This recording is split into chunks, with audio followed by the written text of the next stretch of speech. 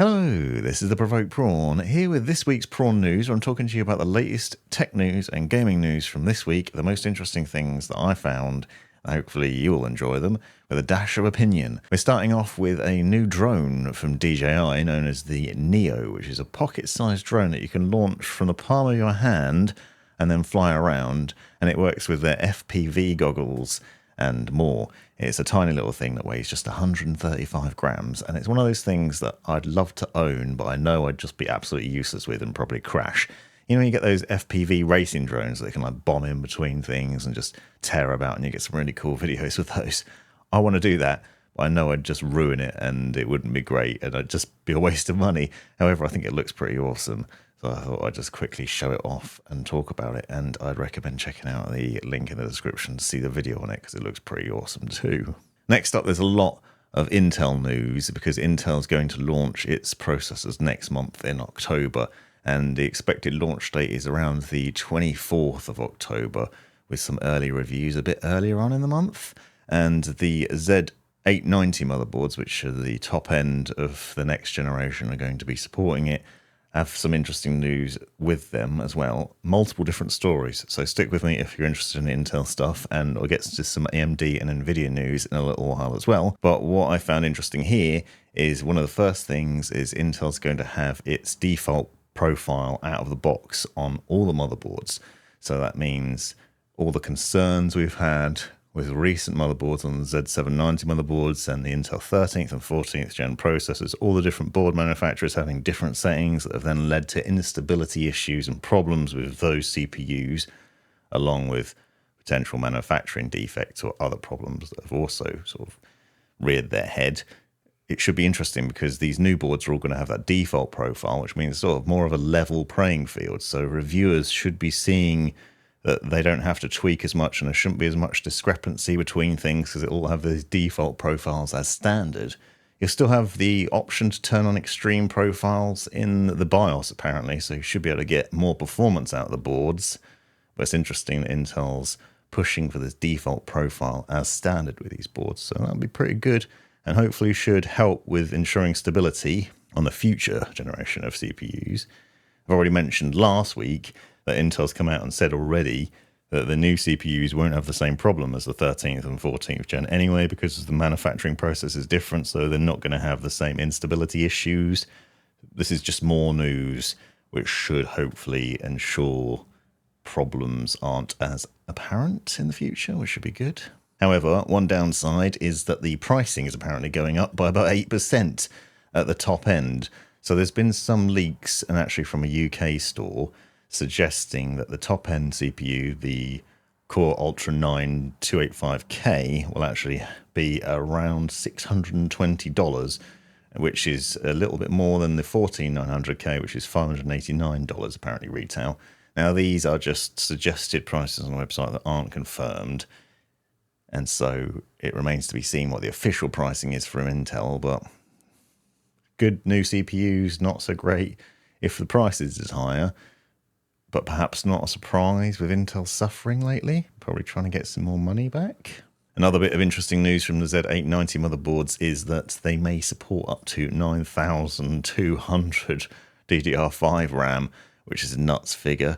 So they're just DDR5's getting more and more insane, but it's going to be supporting some really high-end speeds on the newer motherboard lineups. And ASRock motherboard has shown this off potentially.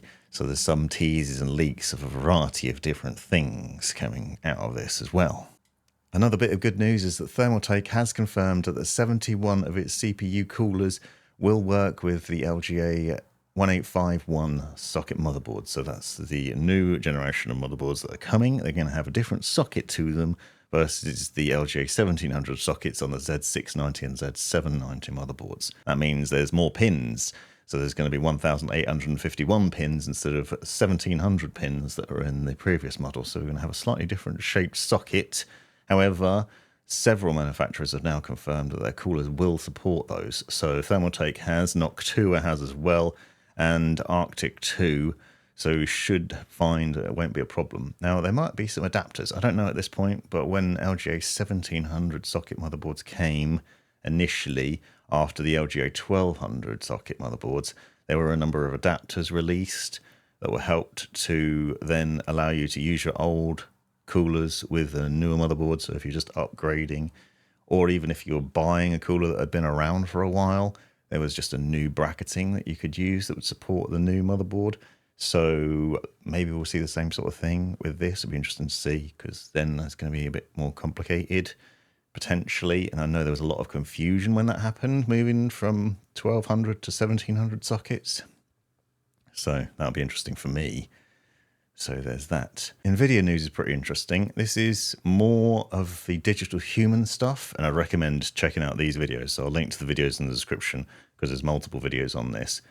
But this is exciting potentially for the future of gaming, because it's all about using AI technology in games as NPCs and having more natural conversations with them. So not only have you got really good looking potential bots and human characters in games, thanks to just the advancement of AI and also of graphics technology, but you're also going to have the ability to talk to them in a lot more fluidly.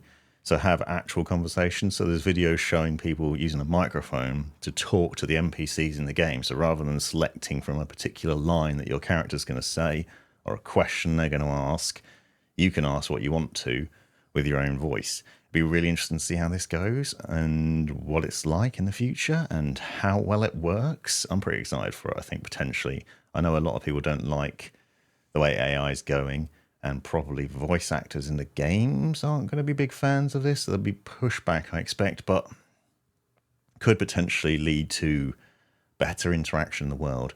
Maybe less of that uncanny valley sort of thing where you're wandering around in a gaming world and it all just feels a bit fake. And maybe it'll be more natural conversations, might make for a bit more of an immersive experience, which could be pretty neat, I think. Another interesting story comes from AMD, which it says has basically they're not going to worry too much about the enthusiast GPU end of the market. So like the really high end, like 4090, for example, they're not going to try and compete with that, or the ridiculously expensive GPUs. They're going to focus on the normal end of the gaming market, the more accessible GPUs. And I think this is good news, actually. And it's one of the reasons why I like what Intel's been doing, because they're making more accessible, affordable graphics cards. So more competition there. So rather than trying to beat Nvidia at the top end, they're potentially just going to make things a bit more accessible in the future, which I think is definitely a good thing. And in terms of competition, apparently there's now competition coming out of China, because there's the Longsun graphics card, which is apparently being reported as a potential competitor to Nvidia and AMD. But the latest version is only comparable in performance to the RTX 2080. So it's a bit outdated, but it is still nice to see more competition, because more competition will hopefully help shift the pricing a bit. And if they can improve performance of that, or even make a really affordable GPU for the masses, then that could be useful. But I think when it's compared to a 2080, when you consider that the 50 series from Nvidia is only just around the corner, that's pretty outdated now, isn't it? So that's something. In other GPU news, or GPU related news, MSI's latest X870 motherboards, the AMD boards, have actually been designed with a new power connector on the board so that the GPUs can draw more power directly from the motherboard. So a pretty interesting story, which is worth reading in a bit of depth. But basically, it will allow you to draw more power from the board, assuming you've got a high-end GPU or you're running multiple GPUs in your setup, perhaps for AI reasons or for something else. So traditionally, as well as the power connector to your graphics card, there's also some draw for the PCIe slot from the motherboard directly, which then comes from the 24-pin power connector, which is only limited to a certain amount of power they can draw. But MSI's new boards is taking advantage of the ATX 3.1 power supply unit, and with a new connector which will connect directly to the motherboard, it will then allow for the extra draw of power. So with this new connector, the motherboard's total power jumps from 168 watts via the connector, the 24-pin connector, to 420 watt potential. So you can get a lot more power out of the motherboard directly. And so you should be able to power things quite interestingly. I think it's more connectors, which again might lead to some confusion, especially because this new connector has a different pin out to your standard 8-pin CPU power connectors, the EPS power connectors, and to the PCIe power connectors that you'd get for your graphics card as well. So the historical ones for the older GPUs. So it's another power connector. So you'd need to get the right power supply and then make sure the cable's connected properly to the motherboard. So there's going to be some confusion and complexity to it, I think, but it's still an interesting move. There's been some other interesting moves lately with the way these things have worked. So with the rear connect motherboards from Asus, for example, you can connect your power cables at the back, and then there's a power connector on the motherboard, so the graphics card slots into that power connector, which means you actually have to have a special graphics card for it, which I've done a video on in the past. That was an interesting move as well. So instead of having to have a cable at the front plugging into a graphics card, it was pulling it from the motherboard through the motherboard. So whether we'll see more of that in the future, that will be interesting to see as well, I think. So there's a lot of, sort of interesting changes going on with the motherboards, not just Intel, but also AMD, as you can see, which is pretty cool. In gaming news, Steam is improving its family sharing feature, which means that inside your household, with up to 6 people, you can share the games in your library, and it gives you parental controls now. And this piqued my interest because I'm letting my boy borrow my games from my Steam library. So it's something you've been able to do historically, but now it's going to have more parental controls and the ability for him to play games while I'm playing games from my Steam library. And so you'll be able to share games without having to buy them multiple times as well. So that's like a really cool feature from Steam. So if you've bought a game, your family can play it as well. But there's been some problems if you both try and play the same game at the same time. However, it does mean that you can share these things more, have more control over it, and there's a new feature that allows you to approve requests from your kids when they're trying to buy a game as well. So it's nice to see these sort of integrated family controls in there. Obviously, you can have adults in there too, so you could share it with your partner. It doesn't have to be kids or whoever else is in the house. So you've got family sharing of your game. Family sharing has always been a cool feature, but now it's rolling out for everybody. It's out of beta and it's changing and improving. So really neat. If you've not tried it already, you should definitely check that out. If you watch my channel, you might have seen my video on things I regret buying and problems that I've had with technology. And just recently, I managed to break my phone while I was on holiday. I shattered the screen and I was putting off buying a new phone. And then, being sensible, I got my screen repaired, and then guess what happened? The phone stopped working, and it's now completely bricked. So I paid £200 sterling to get the screen repaired and the charging port repaired at the same point in time.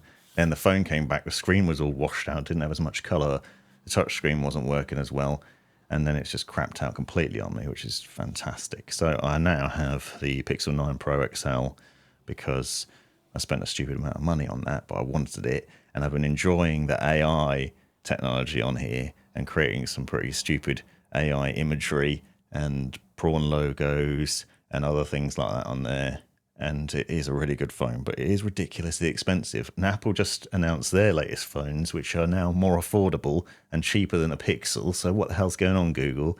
That's ridiculous. But one of the funny stories that I saw out of it is that iOS 18 now lets you place apps, get this, anywhere on the home screen, anywhere, which to me is hilarious because you've been able to do that on Android for what feels like a decade, but now it's a new feature on Apple that should get Apple users really excited. So if you're an iPhone user, hooey, you're in for a treat. You can now put widgets and apps wherever you want on your home screen. It's hilarious. In the meantime, something else which is pretty hilarious is at the same time that Apple announced its new phones, Huawei announced the Mate XT, which is a tri-fold phone that folds out in 3 ways and stretches out into this massive thing. Huge. So we've seen plenty of folding phones, but this one folds 3 times. Ginormous. And it costs $2,800. So I'm complaining about my phone, which was $1,000. This one's nearly 3. Bonkers. Absolutely bonkers. It does look pretty awesome. I don't think I'd use a folding phone if I'm honest. It just seems like it'd be too massive, and I don't read things on that bigger screen, but I expect it'll be pretty cool for watching videos on. But also $3,000 is an insane price. Pretty nuts. This has been the Provoked Prawn for Prawn News this week. Come back and check out next week's edition. Check out the links in the description to see the full stories on these, and I would highly recommend doing so for the Nvidia video, for example, on the AI technology and chatting to the bots, because that looks pretty awesome. Thanks very much for watching, and have a great weekend.